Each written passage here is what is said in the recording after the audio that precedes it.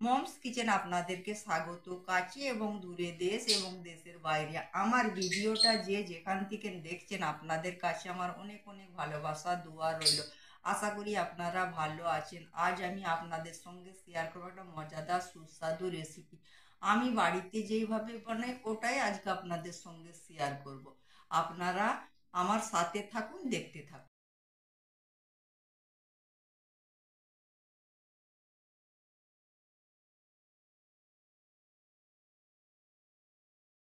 আমি একটা কড়াই বসিয়ে দিয়েছি, কড়াইয়ের মধ্যে অল্প তেল দিয়ে দিয়েছি।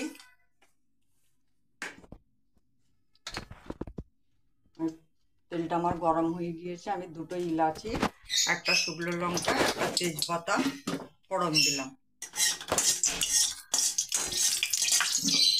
এর মধ্যে আমি কাজু কিশমিশটা হালকা করে ভেজে নেব।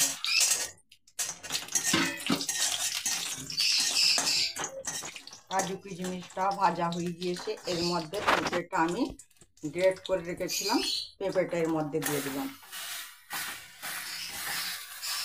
পেঁপেটা দিয়ে একটু ভেজে নেব।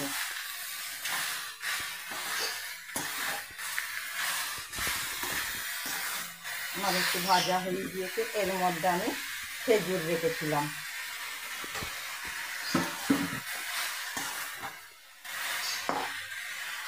এর মধ্যে চিনি দিয়ে দিলাম। চিনিটা আপনাদের পরিমাণ মতন দেবেন।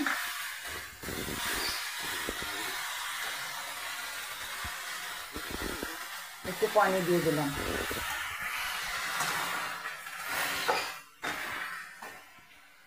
আমি 10 মিনিট ঢেকে দেবো, সেদ্ধ করতে দেবো। 10 মিনিট ঢেকে দেবো, গ্যাসটা লো ফ্লেমে করে। 10 মিনিট ঢেকে রেখে দিয়েছিলাম সেদ্ধ হওয়ার জন্যে। আমার পেঁপেটা সেদ্ধ হয়ে গিয়েছে, এর মধ্যে আমি অল্প নুন দিয়ে দিলাম আর একটা পাতি লেবু নিগড়ে দিলাম, হাফ পাতি লেবু দিলাম, বেশি আমি টক দেবো না। আমার পেঁপেটা একদম কচি ছিল না, একটু একটু রং ধরেছিল।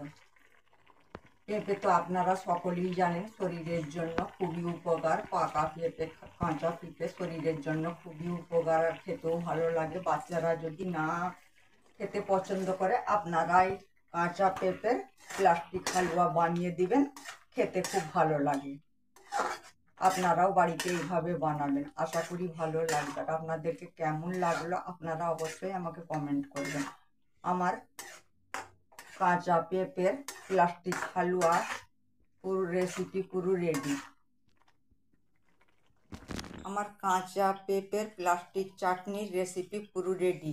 আমার ভিডিওটা যদি আপনাদেরকে ভালো লেগে থাকে, প্লিজ বন্ধুরা আমাকে লাইক কমেন্ট শেয়ার করবেন, আর আমার চ্যানেলটা আপনারা সাবস্ক্রাইব করে দিবেন। তাতে আমার নতুন নতুন রেসিপিগুলো সহজেই আপনাদের কাছে পৌঁছে যাবে। আর আপনাদের কাছে আমার অনেক অনেক ভালোবাসা দোয়া রইল। আপনারা ভালো থাকবেন, সুস্থ থাকবেন। আল্লাহ হাফেজ।